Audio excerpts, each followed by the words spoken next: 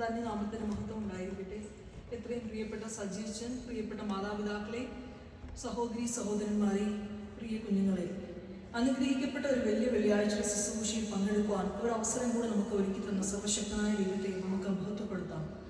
സകല മാനവജാതിയുടെയും രക്ഷയ്ക്ക് വേണ്ടി സർവശക്തനും പരമകാരുണ്യവാനുമായ ദൈവം താഴാവുന്നതിൻ്റെ പരമാവധിയിലേക്ക് മനുഷ്യത്വത്തിലേക്ക് ഇറങ്ങി വന്നതിൻ്റെ ഓർമ്മയാണ് ഇന്നത്തെ ഈ ആരാധനയിൽ നമ്മൾ അനുസ്മരിക്കുന്നത്. യോഹന്നാന്റെ സുവിശേഷം 3-ാം അധ്യായത്തിന്റെ 16-ാം വാക്യത്തിൽ ഇപ്രകാരം പറയുന്നു: തന്റെ ഏകജാതനായ പുത്രനിൽ വിശ്വസിക്കുന്ന ഏവനും നശിച്ചു പോകാതെ നിത്യജീവൻ പ്രാപിക്കേണ്ടതിന് അവനെ നൽകുവാൻ തക്കവണ്ണം ദൈവം അവനെ നൽകുവാൻ തക്കവണ്ണം ലോകത്തെ സ്നേഹിച്ചു എന്ന്. For God so loved the world that he gave his only begotten Son, that whoever believes in him should not perish but have everlasting life.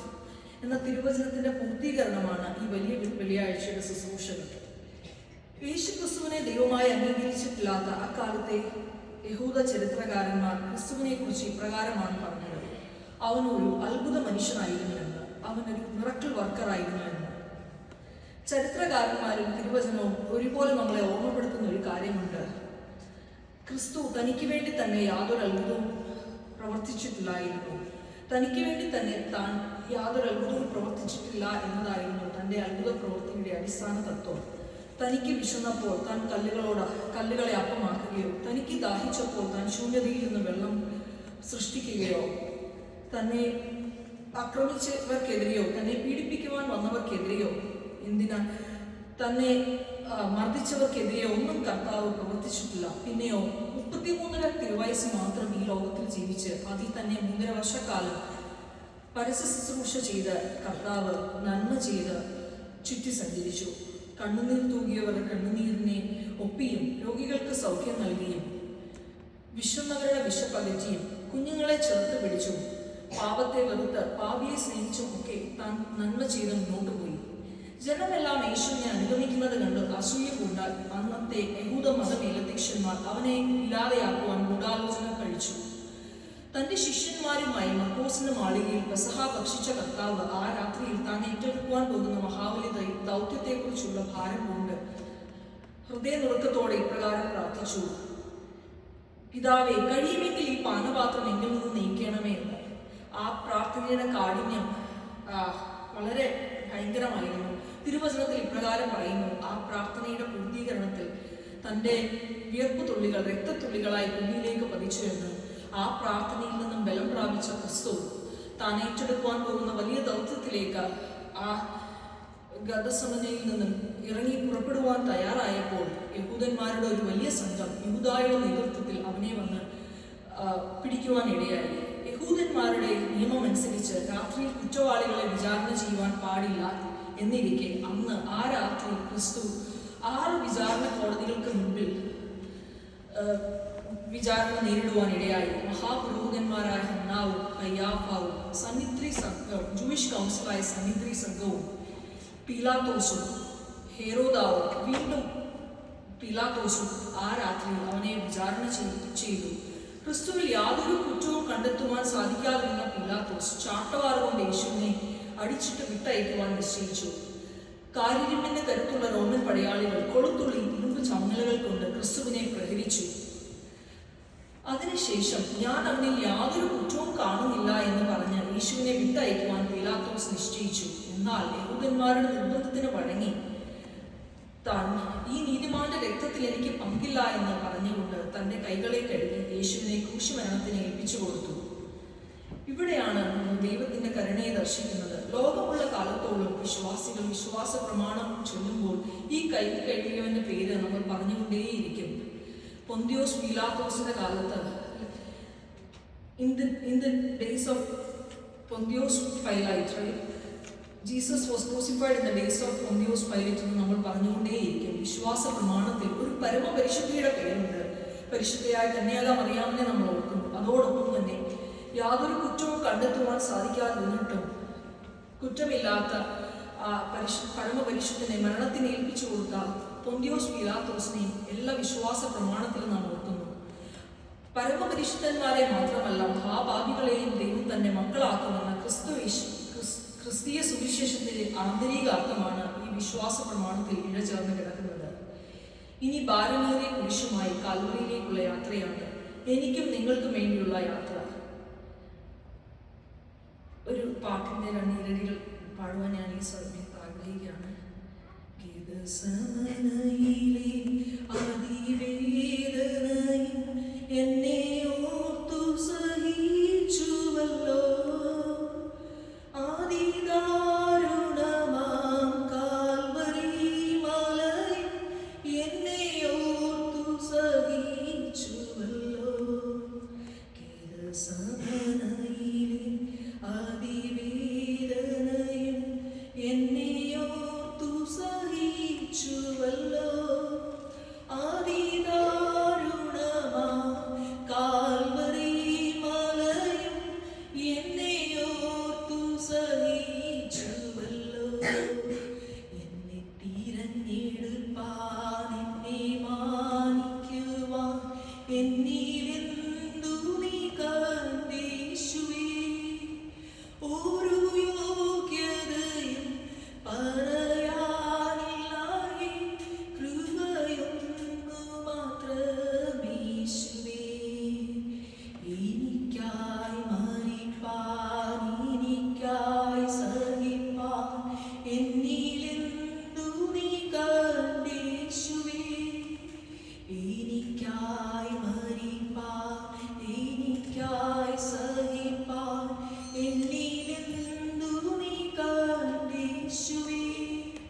ഒരു മാന്യതയും പറയാനില്ലായി, ദയയൊന്നു മാത്രമേശുവേ. ഈ യാത്രയിൽ തന്നെ കുരിശ് ചുമക്കുവാൻ ഒരു കറുത്ത വർഗ്ഗക്കാരൻ യേശുവിനെ സഹായിച്ചു. കുറേനക്കാരനായ സൈമൺ ഓഫ് സൈറീൻ ഏതോ വാണിജ്യ ആവശ്യത്തിന് യെരൂശലേമിലെത്തിയ കുറേനക്കാരനായ ശിമോൻ കർത്താവിന്റെ ക്രൂശ് ചുമക്കുവാൻ റോമൻ പടയാളികൾ അവനെ നിർബന്ധിക്കുകയായിരുന്നു. മനസ്സില്ലാ മനസ്സോടെ കർത്താവിന്റെ ക്രൂശ് ചുമക്കുവാൻ സഹായിച്ച കുറേനക്കാരനായ ശിമോനെ പിന്നീട് നാം മനസ്സിലാക്കുന്നത് അവന്റെ മക്കളായ അലക്സാൻഡ്രിയോസും റൂഫസും കർത്താവിൽ പ്രസിദ്ധരായി എന്നാണ്. അദ്ദേഹത്തിന്റെ ഒരു മകൻ പിന്നീട് ഒരു ജഡ്ജായിട്ട്, ഇനി ഒരു മകൻ ഒരു ബിഷപ്പായിട്ട് മാറിയെന്നാണ് നമ്മൾ വായിക്കുന്നത്. കർത്താവുമായിട്ടുള്ള ഒരു നിമിഷം എങ്ങനെ ഒരു കുടുംബത്തിന്റെ തലവര മാറ്റുമെന്നാണ് ഈ സംഭവം നമ്മെ ഓർമ്മപ്പെടുത്തുന്നത്. മഹത്വപൂർണനായ ക്രിസ്തു നമുക്ക് വേണ്ടി വിരൂപനായി മാറി. യെശയ്യാവ് 52-ാം അധ്യായത്തിന്റെ 14-ാം വാക്യത്തിൽ ഇപ്രകാരം പറയുന്നു: അവന്റെ രൂപം കണ്ടാൽ ആളല്ല എന്നും അവന്റെ ആകൃതി കണ്ടാൽ മനുഷ്യനല്ല എന്നും തോന്നുമാർ വിരൂപമായിരുന്നു എന്ന് തിരുവചനം നമ്മെ ഓർമ്മപ്പെടുത്തുന്നു. തന്റെ ഈ അവസ്ഥ കണ്ട് തന്റെ പിന്നാലെ വിലപിച്ച് മുറയിട്ട് തന്നെ അനുഗമിക്കുന്ന സ്ത്രീകളോട് ക്രിസ്തു ഇപ്രകാരം പറഞ്ഞു: യെരൂശലേം പുത്രിമാരെ, നിങ്ങൾ എന്നെ ചൊല്ലി കരയേണ്ട, നിങ്ങൾ നിങ്ങളെയും നിങ്ങളുടെ മക്കളെയും ഓർത്ത് കരയുവിൻ.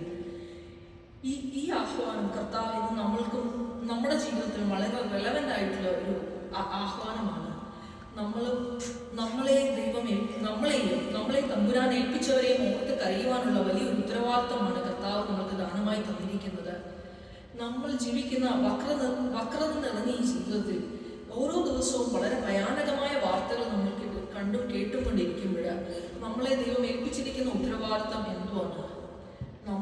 നമ്മളെ തമ്പുരാൻ ഏൽപ്പിച്ചവരെയും ഓർത്ത് കരയുവാനുള്ള ഉത്തരവാദിത്തമാണ് ദൈവം നമ്മളെ ഓരോരുത്തരെയും ഏൽപ്പിച്ചത്.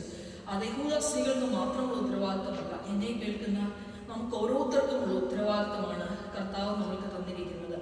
നമ്മളെ ഏൽപ്പിച്ചവരുടെയും ജീവിതത്തിൽ കാലിടകാതെ മുന്നോട്ട് പോകുവാൻ തക്കവണ്ണം നമ്മളുടെ പ്രാർത്ഥന അവർക്കും നമ്മൾക്കും ഒരു കോട്ടയായിരിക്കും. കാൽവരയിൽ എത്തിയ യേശുവിനെ റോമൻ പടയാളികൾ ക്രൂശിന്മേൽ തറച്ചു. ഇരു കൈകളിലും കാലുകളിലും ആണിയടിച്ചു. തലയിൽ മുൾക്കിരീടം ചാർത്തി അവർ ക്രിസ്തുവിനെ ക്രൂശിലേറ്റി. 6 മണിക്കൂറാണ് നമ്മുടെ ക്രിസ്തു ക്രൂശിന്മേൽ കിടന്നത്. 3-ാം മണി നേരം ക്രൂശിലേറിയ യേശു. 3-ാം മണി എന്ന് പറഞ്ഞാൽ ബൈബിളിലെ 3-ാം മണി എന്ന് പറഞ്ഞാൽ +6 AM ആണ്. അതായത് നമ്മുടെ രാവിലെ 9 മണിക്കാണ് കർത്താവിനെ ക്രൂശിലേറ്റിയത്. പിന്നീടുള്ള 6 മണിക്കൂർ നമ്മുടെ നാഥനും പരിശുദ്ധനുമായ കർത്താവ് ക്രൂശിന്മേലായിരുന്നു. ആദ്യത്തെ 3 മണിക്കൂർ താൻ ക്രൂശിലേറി തന്റെ കാര്യമല്ല ചിന്തിച്ചത്, തന്റെ ചുറ്റുപാടുമുള്ളവരെ ആണ് നോക്കിക്കൊണ്ടിരുന്നത്. ക്രിസ്തു കിടന്നുകൊണ്ട് താഴേക്ക് നോക്കുകയാണ്. തന്നെ ആണിയടിച്ചവർ മുഖത്തേക്ക് തന്നെ നോക്കുകയാണ്. കുന്തം കൊണ്ട് തന്നെ കുത്താൻ ഒരുങ്ങി നിൽക്കുന്ന പടയാളികളുടെ മുഖത്തേക്ക് തന്നെ നോക്കുകയാണ്. വീണ്ടും കർത്താവ് നോക്കുകയാണ്. തന്റെ തുപ്പിയവരുടെയും തന്നെ പരിഹസിച്ചവരുടെയും മുഖത്തേക്ക്, തന്നെ ഉപദ്രവിച്ചവരുടെ മുഖത്തേക്ക് താൻ നോക്കുകയാണ്. ആ മുഖങ്ങളെല്ലാം ആ മിഴികളുടെ മുന്നിൽ തെളിയുമ്പോൾ കർത്താവ് ഇപ്രകാരമാണ് പ്രാർത്ഥിക്കുന്നത്: പിതാവേ, ഇവർ ചെയ്യുന്നത് ഇന്നതെന്ന് ഇവർ അറിയുന്നില്ല, ഇവരോട് ക്ഷമിക്കണമേ എന്ന്. നമ്മളോട് കുറ്റം ചെയ്തിട്ടുള്ള, നമ്മളോട് തെറ്റ് ചെയ്തിട്ടുള്ള അനേകം നമ്മുടെ ജീവിതത്തിലുണ്ട്. നമ്മൾ എത്ര പേർക്ക് ഈ ക്രൂശിൽ കിടന്ന് കർത്താവ് കാണിച്ചു തന്ന ഈ മാതൃക പിന്തുടരുവാൻ കഴിയും? അവരുടെ അറിവില്ലായ്മ കൊണ്ട് ആയിരിക്കും അവർ നമ്മളോട് കുറവുകൾ ചെയ്യുന്നത്, നമ്മളോട് കുറ്റങ്ങൾ ചെയ്യുന്നത്. അവരോട് ക്ഷമിച്ചു പ്രാർത്ഥിക്കുവാനായിട്ട് നമുക്ക് ഓരോരുത്തർക്കും ഇടയാകണം. കർത്താവിന്റെ കർത്തൃപ്രാർത്ഥനയെ നമ്മളെ ഇപ്രകാരമാണ് പഠിപ്പിച്ചത്: ഞങ്ങളുടെ കടക്കാരോട് ഞങ്ങൾ ക്ഷമിക്കുന്നത് പോലെ ഞങ്ങളുടെ കടങ്ങളും പാപങ്ങളും ഞങ്ങളോട് ക്ഷമിക്കണമേ എന്ന് നമ്മളോട് അരുളി ചെയ്ത കർത്താവ്, ആ പ്രാർത്ഥനയുടെ ഉത്തമമായ ഉദാഹരണമാണ് ആ കാൽവറിയിലെ ആ ദൈന്യതയിൽ നമുക്ക് കാണിച്ചു തരുന്നത്. നമുക്കും ദൈവത്തിന്റെ തിരുസന്നിധിയിൽ നമ്മളോട് കുറ്റം ചെയ്തവരോട്, നമ്മളോട് തെറ്റ് ചെയ്തവരോട് ക്ഷമിച്ചുകൊണ്ട് ദൈവസന്നിധിയിൽ പ്രാർത്ഥിക്കുവാൻ ഇടയാകണം. രണ്ടാമതായി തന്നെ വലതുഭാഗത്ത് ഒരു കള്ളൻ കിടന്നിട്ട്, കർത്താവേ, നീ രാജ്യത്വം പ്രാപിച്ചു വരുമ്പോൾ എന്നെയും ഓർക്കണമേ എന്ന് പറഞ്ഞ് കരയുമ്പോൾ ആ കള്ളന്റെ മുഖത്തേക്ക് നോക്കി കർത്താവ് പറയുകയാണ്: നീ ഇന്ന് എന്നോടുകൂടി പർദീസായി ഇരിക്കുമെന്ന്. ഇനി തുടർന്ന് വരുന്ന സ്ലീബാവന്ദനത്തിന്റെ ശുശ്രൂഷയിലേക്ക് നാം പ്രവേശിക്കുമ്പോൾ നമ്മൾ ഇപ്രകാരം പ്രാർത്ഥിക്കും. അതിനു മുമ്പ് ഒരു കാര്യം നിങ്ങളെ ഓർമ്മിപ്പിക്കുകയാണ്. നമ്മുടെ കർത്താവിന്റെ ക്രൂശിക്കപ്പെട്ട സ്ലീബ ഒരു ജയത്തിന്റെ അടയാളമാണ്. അതൊരു പരാജയത്തിന്റെ സിമ്പലല്ല, പിന്നെയോ ക്രൂശിന്മേൽ വിജയിച്ച ഒരു ജയാളിയുടെ സിമ്പലാണ്. ഇനിയുള്ള പ്രാർത്ഥനകൾ നമ്മൾ പ്രാർത്ഥിക്കും. ഞങ്ങളുടെ ആത്മത്തിന് ഇതിനാലെ രക്ഷയുണ്ടാക്കിയ സ്ലീബായെ ഞങ്ങൾ വന്ദിക്കുന്നു. അതിനോടൊപ്പം ആ വലതുഭാഗത്തെ കള്ളന്റെ ആ ശരിയായ നിലപാടുള്ള ആ കള്ളനോട് ചേർന്ന് നമ്മളും പ്രാർത്ഥിക്കുകയാണ്: കർത്താവേ, ഈ രാജ്യത്വം പ്രാപിച്ചു വരുമ്പോൾ ഞങ്ങളെയും ഓർക്കണമേ എന്നുള്ള പ്രാർത്ഥന എല്ലാ ദുഃഖവെള്ളിയാഴ്ച ശുശ്രൂഷകളിലും ചുമ്മാ ചൊല്ലുന്നതിന് പകരം നമ്മുടെ ഹൃദയത്തിൽ നിന്നും ആ പ്രാർത്ഥന ചൊല്ലുവാനും കർത്താവിനാൽ അനുഗ്രഹിക്കപ്പെട്ടൊരു നിത്യജീവിതം പ്രാപിക്കുവാനും തക്കവണ്ണം ആ പ്രാർത്ഥന നമ്മൾക്ക് ഇടയാകണം. യേശു വീണ്ടും കരഞ്ഞുകൊണ്ട് നിൽക്കുന്ന തന്നെ അമ്മയെ കാണുകയാണ്. തോരാത്ത കണ്ണുനീർ മഴയിൽ കുളിച്ചു നിൽക്കുന്ന തന്റെ പ്രിയ മാതാവിനെ തമ്പുരാൻ നോക്കുകയാണ്. എന്നിട്ട് കർത്താവ് ഇപ്രകാരം ചെയ്യുകയാണ്. കർത്താവ് തന്റെ പ്രിയ ശിഷ്യനായ യോഹന്നാനോട് പറയുകയാണ്: യോഹന്നാനെ, ഇതാ നിന്റെ അമ്മ. സ്ത്രീയെ, ഇതാ നിന്റെ മകനെന്ന് പറഞ്ഞ് തന്റെ പ്രിയ മാതാവിനെ യോഹന്നാനെ ഏൽപ്പിച്ചു കൊടുക്കുകയാണ്. നമ്മളെ നാമാക്കി മാറ്റുവാനായിട്ട് നമ്മുടെ പ്രിയപ്പെട്ട മാതാപിതാക്കൾ വലിയൊരു പങ്ക് വഹിച്ചിട്ടുണ്ട്. നമുക്ക് അവരോട് തിരിച്ചൊരു ഉത്തരവാദിത്വമുണ്ട്. ക്രൂശിതനായ ക്രിസ്തു നമുക്ക് കാണിച്ചിരുന്ന ഒരു ഉത്തമമായ മാതൃകയാണ്. നമ്മുടെ പ്രിയ മാതാപിതാക്കൾ വാർദ്ധക്യത്തിലായിരിക്കുമ്പോൾ നാം അവരെ സംരക്ഷിക്കുവാനുള്ള ഉത്തരവാദിത്വം കർത്താവ് നമ്മളെ ഏൽപ്പിച്ചിരിക്കുകയാണ്. പുറപ്പാട് പുസ്തകം 20-ാം അധ്യായത്തിന്റെ 12-ാം വാക്യത്തിൽ ഇപ്രകാരം പറയുന്നു: നിന്റെ ദൈവമായ യഹോവ നിനക്ക് തരുന്ന ദേശത്തിന് നിനക്ക് ദീർഘായുസ്സുണ്ടാകുവാൻ നിന്റെ അപ്പനെയും അമ്മയെയും ബഹുമാനിക്കുക എന്നത് വാഗ്ദത്തത്തോടു കൂടിയുള്ള ദൈവത്തിന്റെ കൽപ്പനയാണ്. നമുക്കും നമ്മുടെ തലമുറകൾക്കും പാഠമാകേണ്ടതിന് നമുക്ക് ജന്മം നൽകിയ നമ്മുടെ മാതാപിതാക്കളെ സ്നേഹിക്കുവാനും കരുതുവാനും സംരക്ഷിക്കുവാനും ആണ് ഈ കർത്താവ് ഈ ക്രൂശിലെ മൊഴി നമ്മെ ഓർമ്മപ്പെടുത്തുന്നത്. കർത്താവ് ജസ്റ്റ് ഒരു കാര്യം പറയുകയല്ല, തമ്പുരാൻ ആ ഒരു ആക്ഷൻ നമുക്ക് കാണിച്ചു തരികയാണ്. തൻ്റെ മാതാവ് എല്ലാം നഷ്ടപ്പെട്ട് കണ്ണീരിൽ ആയിരിക്കുന്ന, എല്ലാ ആശ്രയവും നഷ്ടപ്പെട്ട തന്റെ മാതാവിനെ തന്റെ പ്രിയ ശിഷ്യനെ ഏൽപ്പിച്ച ഒരു ഉത്തമമായ ഉദാഹരണം നമുക്ക് കാണിച്ചു തരികയാണ്. ക്രൂശിൽ കിടന്ന ആദ്യത്തെ മണിക്കൂർ യേശു പടയാളികൾക്ക് വേണ്ടി പ്രാർത്ഥിച്ചു. പിന്നീട് യോഹന്നാനെ അമ്മയെ ഏൽപ്പിച്ചു. വീണ്ടും കർത്താവ് കള്ളന് ആശ്വാസം കൊടുത്തു, മറ്റുള്ളവരെ ആശ്വസിപ്പിക്കുകയാണ്. വീണ്ടും 6-ാം മണി നേരമായി. 6-ാം മണി മീൻസ് നേരത്തെ ഞാൻ പറഞ്ഞ കണക്കനുസരിച്ച് 6+6 12 മണിയായി. അപ്പോൾ ഇനിയുള്ള അടുത്ത 6 മണിക്കൂർ യേശു മഹാവേദനയിലൂടെ കടന്നു പോവുകയാണ്. സഹിക്കുവാൻ കഴിയാത്ത വേദനയിലേക്കാണ് താൻ തന്നെ ഏൽപ്പിച്ചു കൊടുക്കുകയാണ്. സഹിക്കാൻ കഴിയാത്ത വേദനയിൽ കിടന്ന് കർത്താവ് നിലവിളിക്കുകയാണ്. എപ്പോഴും കർത്താവിന്റെ വായിൽ നിന്ന് ഏറ്റവും കൂടുതൽ കർത്താവ് സംസാരിച്ച വാക്ക് അബ്ബാ അബ്ബാ എന്നാണ്. തന്റെ സർവശക്തനായ തന്റെ പിതാവിനെ എപ്പോഴും പിതാവേ പിതാവേ, അപ്പ അപ്പച്ച എന്നൊക്കെ നമ്മൾ വിളിക്കുന്നത് പോലെ, അല്ലെ പപ്പ എന്ന് വിളിക്കുന്നത് പോലെ, എപ്പോഴും തന്റെ പിതാവിനെ അപ്പ എന്ന് വിളിക്കുന്ന കർത്താവ് അന്ന് ആ പ്രാവശ്യം ആദ്യമായി ഇപ്രകാരം വിളിക്കുകയാണ്: ഏലി ഏലി ലമ്മാ ശബക്താനി എന്ന്. എന്റെ ദൈവമേ നീ എന്നെ കൈവിട്ടത് എന്ന് കർത്താവ് പ്രാർത്ഥിക്കുകയാണ്. താൻ പേരുന്ന ഈ മാനവജാതിയുടെ മുഴുവനും പാപം വരുത്താൻ നിൽക്കുമ്പോൾ ആ പിതാവ് പുത്രനെ തമ്മിലുള്ള ബന്ധമച്ച് ആ പാപത്തിന്റെ കഠിന വേദനയിൽ താൻ ആയിരിക്കുമ്പോൾ താൻ നിലവിളിക്കുകയാണ്: എൻ്റെ ദൈവമേ നീ എന്നെ കൈവിട്ടത് എന്താണെന്ന് നിലവിളിച്ചു പ്രാർത്ഥിക്കുകയാണ്. ആ കർത്താവ് നമ്മൾ കടന്നു പോകുന്ന അവസ്ഥകൾ മനസ്സിലാക്കുവാൻ കഴിയാത്തവനല്ല. തന്നെ കൂടെ ചേർത്ത് നിർത്തുമെന്ന് കരുതിയവര്, താൻ സൗഖ്യം കൊടുത്തവര്, താൻ 3.5 വർഷക്കാലം തന്റെ കൂടെ കൂട്ടിയവര് ആരും തന്നോടൊപ്പം ഇല്ല. എല്ലാവരും തന്നെ ഉപേക്ഷിച്ച് കടന്നു പോയിരിക്കുകയാണ്. അപ്പോൾ കണ്ണുനീരോടെ നമ്മുടെ തമ്പുരാൻ പ്രാർത്ഥിക്കുകയാണ്, നിലവിളിക്കുകയാണ്. ആ നിലവിളിക്കുന്ന കർത്താവ് നമ്മുടെ നിലവിളി കേൾക്കുമ്പോൾ മനസ്സലിയുന്നവരാണ്. നമ്മുടെ വേദനകൾ, നമ്മളെ കരുതേണ്ടവർ നമ്മളെ കരുതാതിരിക്കുന്നത്, നമ്മളെ ചേർത്ത് പിടിക്കേണ്ടവർ നമ്മളെ ചേർത്ത് പിടിക്കാതിരിക്കുന്നത് വലിയ കഠിനമായ വേദനയുടെ അവസ്ഥയാണ്. അങ്ങനെയുള്ള അവസ്ഥയിലൂടെ നാം കടന്നു പോകുമ്പോൾ അത് മനസ്സിലാക്കുവാൻ കഴിയാത്തവനല്ല നമ്മുടെ ദൈവം. ഹൃദയ നുറുക്കത്തോടെ ആര് ദൈവസന്നിധിയിൽ നിലവിളിച്ചാലും അവരുടെ പ്രാർത്ഥനയെ കേൾക്കുന്ന ദൈവം ആണെന്നുള്ളൊരു ഉറപ്പാണ് അത് നമുക്ക് നൽകുന്നത്. പിന്നീട് കർത്താവ് ക്രൂശിൽ പറയുകയാണ്, എനിക്ക് ദാഹിക്കുന്നു എന്ന് പറയുകയാണ്. പൂർണ്ണ ദൈവവും പൂർണ്ണ മനുഷ്യനുമായ കർത്താവ് എല്ലാ തരത്തിലുള്ള വേദനയിലൂടെയും കടന്നു പോവുകയാണ്. ഞാൻ നേരത്തെ നിങ്ങളെ ഓർമ്മിപ്പിച്ചതുപോലെ കാര്യത്തിന്റെ കരുത്തുള്ള റോമൻ പടയാളികൾ ചങ്ങലകളിൽ കൊളുത്തുള്ള ചങ്ങലകൾ വെച്ച് കർത്താവിനെ അടിക്കുമ്പോൾ ഓരോ അടി കഴിഞ്ഞിട്ട് തിരിച്ച് ആ ചങ്ങല തിരിച്ചു വലിക്കുമ്പോൾ കർത്താവിന്റെ ശരീരത്തിന്റെ ഒരു പോർഷൻ ഈ പറഞ്ഞു പോരുകയാണ്. അതോടൊപ്പം രക്തവും വിയർപ്പും ഒക്കെ പോയിക്കൊണ്ടേയിരിക്കുകയാണ്. അങ്ങനെ ഇന്ന് ഡീഹൈഡ്രേറ്റഡ് ആയിട്ട് കർത്താവ് പറയുകയാണ്, പൂർണ്ണ മനുഷ്യനാണ്, എനിക്ക് ദാഹിക്കുന്നു എന്ന് പറയുകയാണ്. കഴിഞ്ഞ രാത്രി 6 വിചാരണ കോടതിക്ക് മുമ്പിൽ നിന്ന കർത്താവാണ്. വീണ്ടും ഈ പീഡനങ്ങളെല്ലാം സഹിച്ച് ഈ പരിഹാസങ്ങളെല്ലാം സഹിച്ച കർത്താവ്, പൂർണ്ണ മനുഷ്യനായ ദൈവം ഇപ്രകാരം പറയുകയാണ്, എനിക്ക് ദാഹിക്കുന്നുവെന്ന്. വീണ്ടും തന്റെ പിതാവിന്റെ സ്നേഹം തന്റെ ഉള്ളിലേക്ക് വന്ന് തമ്പുരാൻ ഇപ്രകാരം പറയുകയാണ്, സകലവും നിവർത്തിയായി, എവരിത്തിങ് ഈസ് ഫിനിഷ്ഡ്. മശിഹ ജനിക്കുന്നതിന് നൂറ്റാണ്ടുകൾക്ക് മുമ്പേ തന്നെ പ്രവാചകന്മാർ പ്രവചിച്ച സകല കാര്യങ്ങളും തന്റെ കഷ്ടാനുഭവവും ക്രൂശുമരണവും പോലും താൻ പൂർത്തിയാക്കി. യെശയ്യാ പ്രവാചകന്റെ പുസ്തകം 53-ാം അധ്യായത്തിൽ ഇപ്രകാരം പറയുന്നു, അവന് രൂപഗുണമില്ല, കോമളത്വമില്ല, കണ്ടാൽ ആഗ്രഹിക്കത്തക്ക സൗന്ദര്യവുമില്ല. അവൻ മനുഷ്യരാൽ നിന്ദിക്കപ്പെട്ടും ത്യജിക്കപ്പെട്ടും വ്യസനപാത്രമായി രോഗം ശീലിച്ചവനായിരുന്നു. അവനെ കാണുന്നവർ മുഖം മറച്ചു കളയത്തക്കവണ്ണം അവൻ നിന്ദിതനായിരുന്നു. നാം അവനെ ആദരിച്ചതുമില്ല. സാക്ഷാൽ നമ്മുടെ രോഗങ്ങളെ അവൻ വഹിച്ചു, നമ്മുടെ വേദനകളെ അവൻ ചുമന്നു. നാമോ ദൈവം അവനെ ശിക്ഷിച്ചു, അടിച്ചും നിന്ദിപ്പിച്ചും ഇരിക്കുന്നു എന്ന് വിചാരിച്ചു. എന്നാൽ അവൻ നമ്മുടെ അതിക്രമങ്ങൾ നിമിത്തം മുറിവേറ്റും നമ്മുടെ അകൃത്യങ്ങൾ നിമിത്തം തകർന്നുമിരിക്കുന്നു.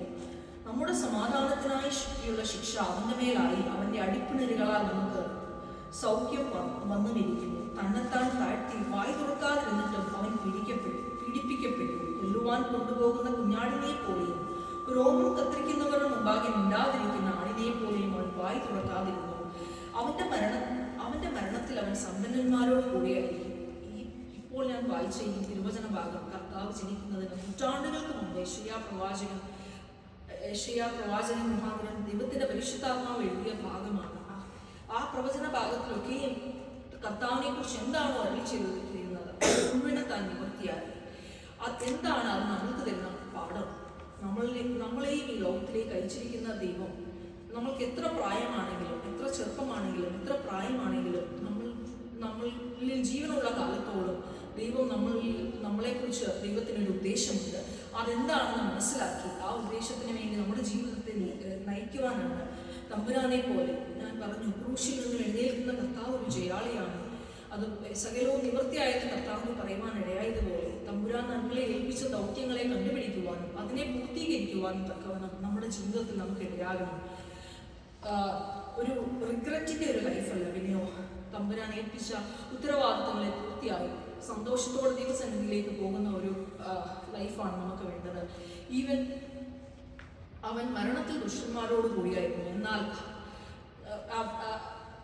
അവൻ ദുഷ്ടന്മാരോട് മരിച്ചു, എന്നാൽ അവന് സമ്പന്നന്മാരോട് കൂടിയാണ് അവന്റെ ശവസംസ്കാരം ലഭിച്ചിരുന്നത്. ഇനിയുള്ള ശവസംസ്കാരത്തിന്റെ ശുശ്രൂഷ നമ്മൾ കേൾക്കും. അരിമത്യക്കാരൻ യോസേഫ് എന്ന് പറയുന്ന ഒരു മനുഷ്യനെ കുറിച്ച് കേൾക്കും. ആരായിരുന്നു അരിമത്യക്കാരൻ യോസേഫ്? ജൂയിഷ് കൗൺസിലായ സെനദ്രീം സംഘത്തിലെ ഒരു മെമ്പറായിരുന്നു. ചുമ്മാതെ പൈസ ഉണ്ടെന്നുള്ളതിന്റെ പേരിൽ ആർക്കും ഓടിച്ചൊന്നും പിലാത്തോസിന്റെ അടുക്കൽ പോകാൻ കഴിയുകയില്ല. ദൈവം നൂറ്റാണ്ടുകൾക്ക് മുമ്പേ അതെല്ലാം ക്രമീകരിച്ചു വെച്ചിരുന്നു എന്നതാണ് ഞാൻ നിങ്ങളെ ഓർമ്മിപ്പിക്കുവാൻ ആഗ്രഹിക്കുന്നത്. അരിമത്യക്കാരൻ യോസേഫ് ഒരു ഇൻഫ്ലുവൻഷ്യൽ ആയിട്ടൊരു മനുഷ്യനായിരുന്നു, കർത്താവിന്റെ ഒരു രഹസ്യ ശിഷ്യനായിരുന്നു. എന്നാൽ മുമ്പ് അത് പരസ്യമായി പ്രഖ്യാപിക്കുവാൻ തനിക്ക് ബുദ്ധിമുട്ടായിരുന്നു, തനിക്ക് അതിനുള്ള ധൈര്യമില്ലായിരുന്നു. എന്നാൽ ഇപ്പോൾ നടന്ന എല്ലാ സാഹചര്യങ്ങളെല്ലാം നടന്നു കഴിഞ്ഞപ്പോൾ അവനൊരു ധൈര്യം വരുവാനിടയായി. ആ ധൈര്യത്തോടുകൂടി അവൻ പിലാത്തോസിന്റെ അടുക്കൽ ചെല്ലുവാനും കർത്താവിന്റെ ശരീരം തനിക്ക് വിട്ടു നൽകണമെന്ന് ആവശ്യപ്പെടുവാനും ഇടയാക്കി. ഇനിയുള്ള പാട്ടുകൾ നമ്മൾ പാടുമ്പോൾ അത് നമ്മുടെ ഹൃദയത്തിൽ നിന്ന് പാടുവാനായിട്ട് നമുക്ക് ഓരോരുത്തർക്കും ഇടയാകണം. അരിമത്യക്കാരൻ യോസേഫ് പിലാത്തോസിന്റെ അടുക്കൽ ചെല്ലുവാനും കർത്താവിന്റെ ശരീരം ചോദിച്ചു മേടിക്കുവാനും ആരെയും ഇതുവരെയും അടക്കിയിട്ടില്ലാത്ത ഒരു പുതിയ കല്ലറയിൽ കർത്താവിനെ അടക്കുവാനും ഇടയായി. ഇതൊന്നും യാദർശികമായി സംഭവിച്ചതല്ല. ഇതെല്ലാം നേരത്തെ ഞാൻ ഓർമ്മിപ്പിച്ചതുപോലെ നൂറ്റാണ്ടുകൾക്ക് മുമ്പേയുള്ള ദൈവിക വചനത്തിന്റെ ഭാഗമാണ് എന്ന് ഈ തരുണത്തിൽ ഞാൻ നിങ്ങളെ ഓർമ്മിപ്പിക്കുകയാണ്. അതുപോലെ തന്നെ അരിമത്യക്കാരൻ യോസേഫും നിക്കോദിമോസും ചേർന്ന് കർത്താവിന്റെ ശവശരീരം സംസ്കരിക്കുവാൻ പോകുമ്പോൾ പരിശുദ്ധനായ ഇഗ്നാത്യോസ് നൂറോണോ കണ്ടൊരു ദർശനമാണ്. ഇറയൻ മാലാഹമാരുടെ 3 കൂട്ടം ഇറയൻ മാലാഹമാര് ഇറങ്ങി വരുവാനും അവര് ഇപ്രകാരം പ്രാർത്ഥിച്ചു. ദൈവമേ, നീ പരിശുദ്ധനാകുമെന്ന് ഒരു വൃന്ദം പ്രാർത്ഥിച്ചു. ഇനിയൊരു വൃന്ദം ഇപ്രകാരം പ്രാർത്ഥിച്ചു, ബലവാനേ, നീ പരിശുദ്ധനാകുമെന്ന്.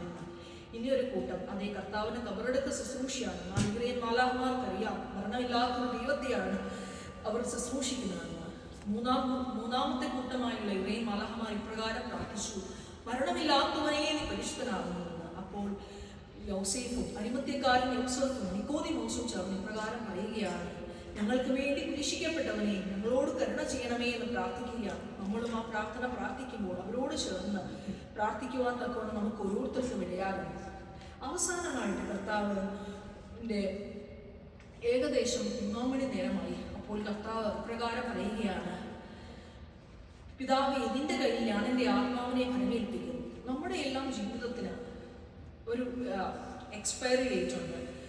നമ്മളെ ദൈവം ഈ ഭൂമിയിലേക്ക് അയക്കുമ്പോൾ നമ്മൾ ഈ ഭൂമിയിൽ നിന്ന് പോകേണ്ട ഒരു ദിവസമുണ്ട്. അന്ന് സമാധാനത്തോടുകൂടി സന്തോഷത്തോടുകൂടി നമ്മളെ തമ്പുരാനെ ഏൽപ്പിച്ച കർത്തവ്യങ്ങളെയൊക്കെ നിർവഹിച്ചതിന് ശേഷം സമാധാനത്തോടുകൂടി നമ്മുടെ ആത്മാവിനെ ദൈവത്തിന്റെ തിരുസന്നിധിയിൽ ഏൽപ്പിക്കുന്ന ഒരു വലിയ മാതൃകയാണ് നമ്മുടെ കർത്താവായ ക്രിസ്തു നമ്മൾക്ക് കാണിച്ചു തരുന്നത്. അപ്രകാരം ചെയ്യുവാൻ നമ്മൾക്ക് ഇടയാകും.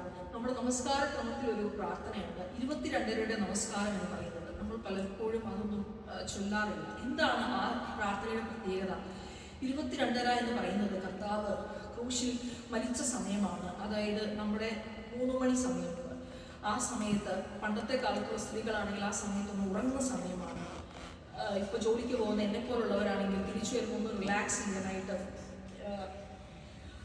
ലോകത്ത് നടക്കുന്ന സകല വാർത്തകളും എൻ്റെ ഫോണിൽ കാണുന്ന ഡ്രൈവിൽ കാണുന്ന സമയമാണ്. എന്നാൽ ആ 3 മണി സമയം എന്താണ് നാം ചെയ്യുന്നത്? നമ്മൾ ദൈവത്തിന്റെ തിരുസന്നിധിയിൽ നമുക്ക് വേണ്ടി ക്രൂശിതനായ കർത്താവിന്റെ തിരുസന്നിധിയിൽ പ്രാർത്ഥിക്കുവാനുള്ള ഒരു ദൈവികമായ ആഹ്വാനമാണ് ഈ സമയം നമ്മളെ ഓർമ്മപ്പെടുത്തുന്നത്. ഞാൻ പറഞ്ഞ കാര്യങ്ങൾ ഒന്നുകൂടെ നിങ്ങളെ ഓർമ്മിപ്പിക്കുവാൻ ഞാൻ ആഗ്രഹിക്കുകയാണ്. ദൈവം നമ്പുരാൻ നമുക്ക് തരുന്ന ഏറ്റവും വലിയ ആഹ്വാനം, യെരൂശലേം പുത്രിമാരെ, നിങ്ങൾ എന്നെ ചൊല്ലിയല്ല കരയേണ്ടത്, പിന്നെയോ നിങ്ങളെയും നിങ്ങളുടെ ജീവിതത്തിൽ ഞാൻ ആക്കി വെച്ചവരെയും ഓർത്ത് കരയുവാനുള്ള തമ്പുരാന്റെ ആഹ്വാനത്തെ ഈ സമയത്ത് ഞാൻ നിങ്ങളെ ഓർമ്മപ്പെടുത്തുകയാണ്. അതുപോലെ കർത്താവിന്റെ ക്രൂശിൽ ഭാഗവക്കായി എന്നതിന്റെ പേരിൽ പ്രേരണക്കാരനായ ശിമോനെ അനുഗ്രഹിച്ച് നമ്മുടെ നാഥനും പരിശുദ്ധനുമായ കർത്താവ് നമ്മളെ ഓരോരുത്തരെയും അനുഗ്രഹിക്കുവാൻ ശക്തനാണെന്നുള്ളൊരു ഉറപ്പും ധൈര്യവും തരികയാണ്. നമ്മളുടെ വിഷമങ്ങളെ അറിയാത്തവനല്ല, താൻ അതികഠിനമായ വേദനയിലൂടെ കടന്നുപോയവനാണ്. നമ്മുടെ ഹൃദയനിറക്കത്തോടെയുള്ള നമ്മുടെ എല്ലാ ആവശ്യങ്ങളെയും തമ്പുരാൻ കേൾക്കുമെന്നുള്ളൊരു ഉറപ്പും ധൈര്യവും ഈ സമയത്ത് ഞാൻ നിങ്ങളെ ഓർമ്മിപ്പിക്കുകയാണ്. വീണ്ടും നമുക്ക് ജന്മം നൽകിയ നമ്മുടെ മാതാപിതാക്കളെ കരുതുവാനുള്ളൊരു ആഹ്വാനം കുരിശ് നമുക്ക് നൽകുകയാണ്. കുരിശിൽ മരിച്ച നമ്മുടെ കർത്താവ് ഒരു പരാജയമല്ല, പിന്നെയോ ജയിച്ച് നമുക്ക് വേണ്ടി ഉത്ഥാനം ചെയ്യുന്നവനാണ്. ഇനിയുള്ള ശുശ്രൂഷകൾ നമ്മൾ പങ്കെടുക്കുമ്പോൾ ആ ആത്മാർത്ഥതയോടുകൂടി ആ കള്ളനോട് ചേർന്ന് കർത്താവെ, നീ രാജ്യത്വം പ്രാപിച്ചു വരുമ്പോൾ ഞങ്ങളെയും ഓർക്കണമെന്ന കള്ളനോട് ചേർന്ന് ചൊല്ലുവാനായിട്ട് നമുക്ക് ഓരോരുത്തർക്കും ഇടയാകണം. ആ ജയാളിയായ കർത്താവിനെ പോലെ കർത്താവിന്റെ ശ്രീവായിൽ പ്രശംസിക്കുവാനാണ് നമ്മളെ ഓരോരുത്തരെയും ഈ അനുഗ്രഹിക്കപ്പെട്ട ശുശ്രൂഷ മുഖാന്തരം ദൈവമായ കർത്താവ് ഇടയാകട്ടെ എന്ന് പ്രാർത്ഥിക്കുന്നു. എനിക്ക് ഇങ്ങനൊരു അവസരം ഒരുക്കി തന്ന സജീസിനോടുള്ള നന്ദിയും സ്നേഹവും അറിയിക്കും. കർത്താവ് നമ്മളെല്ലാവരെയും അനുഗ്രഹിക്കുമാറാകട്ടെ.